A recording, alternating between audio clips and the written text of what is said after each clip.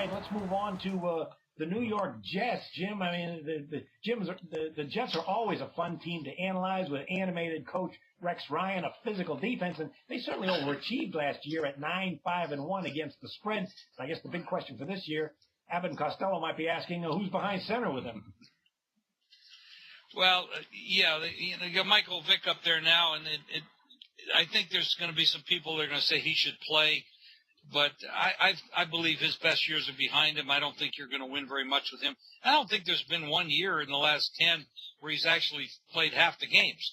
I mean, he's very fragile, and kind of like what I said before about Johnny Manziel, it doesn't work in the NFL. You can't get beat up by these guys and make it through a whole year. So I see this as a very shaky team. However, last year I saw them pretty much the same way, and they did overachieve.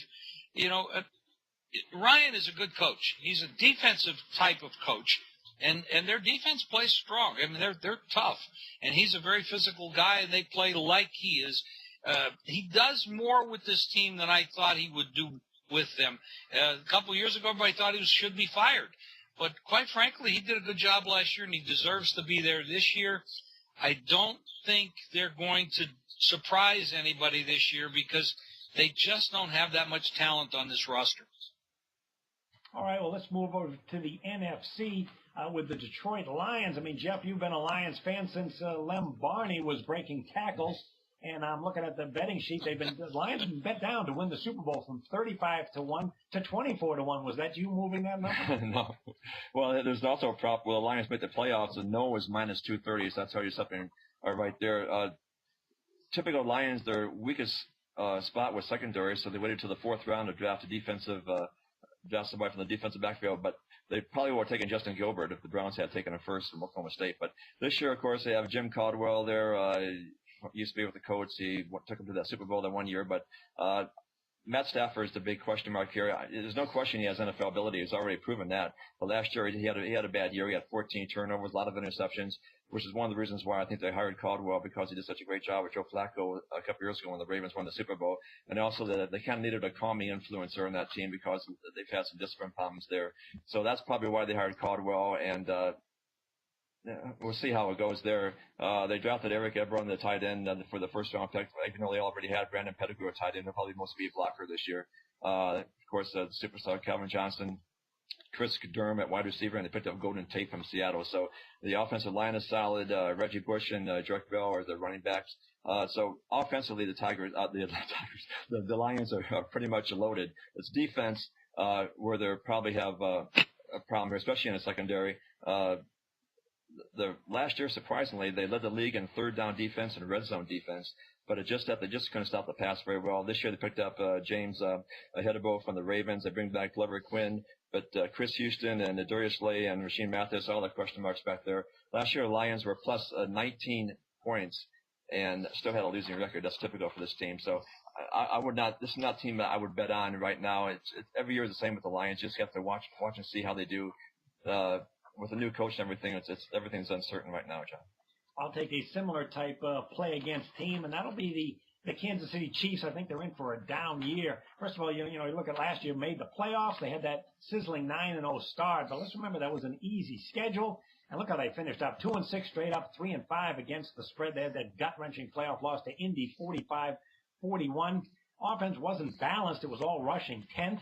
They finished 24th in passing, so it's a one-dimensional attack. And I don't see them have made any improvements in the offseason. First of all, they lost two starters on the offensive line. They really didn't get Alex Smith any kind of wide receiver help. They still have Donnie Avery and Dwayne Bowe. And then the defense looked real good last year in the first half against bad quarterbacks. But boy, they regressed badly. In fact, Kansas City defense finished up 25th at defending the pass and 22nd at defending the run. So this team was run over on the ground and in the air. They do add a first-round draft pick in D. Ford from Auburn with the 23rd overall pick. But, boy, there's a lot of weaknesses from last year. And then the final thing about this team would be the schedule. The schedule's not easy at all. Look at some of their road games. At Denver, at Miami, at the 49ers, at the Chargers, and at the Steelers. Very difficult. In fact, they're going to play 4 of their first 6 games on the road. And even their home games, Rams, Jets, Patriots, Seattle, I can't see this team having a winning record. I think they're going to take a step back and be a go-against team. And if you like to play totals, it's still a run-oriented conservative offense. Keep in mind, Kansas City, 29-19-1 under the total the last 3 years. All right, Jim, let's move back to the NFC with the New Orleans Saints, a very talented team all around. I don't see many weaknesses here. You know, this is a Super Bowl contender, in my opinion. I'm not saying that they should be favored to be there. I mean, the NFC is very tough, especially when you start looking at the West Coast with Seattle and San Francisco. But this is a team that could get there with the right breaks. The coaching staff is really shored up last year. They did very well on defense with Rob Ryan. At home, look at this. It's 8-0 straight up, 7-0-1 ATS at home. I mean, this has been a very tough home team. So it's kind of like Seattle, one of the toughest home fields in the NFL. So they played 6 of 9 games at home at 3 straight in November. This is a team that you'd have to keep your eye on. Drew Brees can light it up, 25 points a game last year. This is going to be a tough team. Keep your eye on them. Okay, Jim. Jeff, another NFC team would be the Chicago Bears. Mark Trestman, he certainly helped improve the offense, but his defense fell off the map. Has that been improved at all? Well, hopefully, because they were terrible last year on defense. Last year, they made a big improvement on offense. This year, it's going to be the other side of the ball. It's going to have to be much better. Last year, the Bears gave up 161 rushing yards per game. They were 15th against the pass. They signed Jay Cutler to a new 7-year contract, and he better stay healthy because there's not much experience behind him there. Offensive line is stabilized, and hopefully they'll have the same luck as last year. All 5 guys in the offensive line started every game last year. So hopefully that continues for the Bears. They didn't re-sign Julius Peppers, but they did get Jared Allen, Lamar Houston, and Willie Young to shore up that defensive line. They also drafted 2 defensive tackles, Eagle Ferguson and Will Sutton. They're going to give defensive coordinator Mel Tucker one more chance, although he doesn't really have a good history with a good pass rush. So we'll see how that goes. But the offense looks tremendous. Matt Forte back at running back, Brandon Marshall and Ashline Jeffrey at wide receiver. The Bears are just 7-18-2 against the spread the last 27 games. So that doesn't look good for this season. But with they can just, I'd wait a few games. But if they can improve that defense, the offense is great. So I'm looking for the Bears maybe have a 10-6 season this year, John. Oh, yeah, the Tampa Bay Buccaneers, they're off a bad season of 4-12 straight up, 6-10 against the spread. Not sure I like what they've done in the off season though. They bring in Lovie Smith, and they had a very good quarterback last year in Mike Glennon, 19 touchdowns and 9 picks. However, he's not going to be the starter. They've tabbed the newcomer Josh McCown. He was terrific in a half season with the Bears, 13 touchdowns, 1 pick. But keep in mind his career numbers: 50 touchdowns, 45 picks. Known as a career journeyman, I'm not sure that's going to be a very good fit. I do like the addition of Jeff Tedford. He comes in at the new offensive coordinator. Got some really tall, talented targets to go with, but who's ever going to be quarterback had better be able to get the football to these guys. And the defense was the middle of the pack last year against the run and the pass.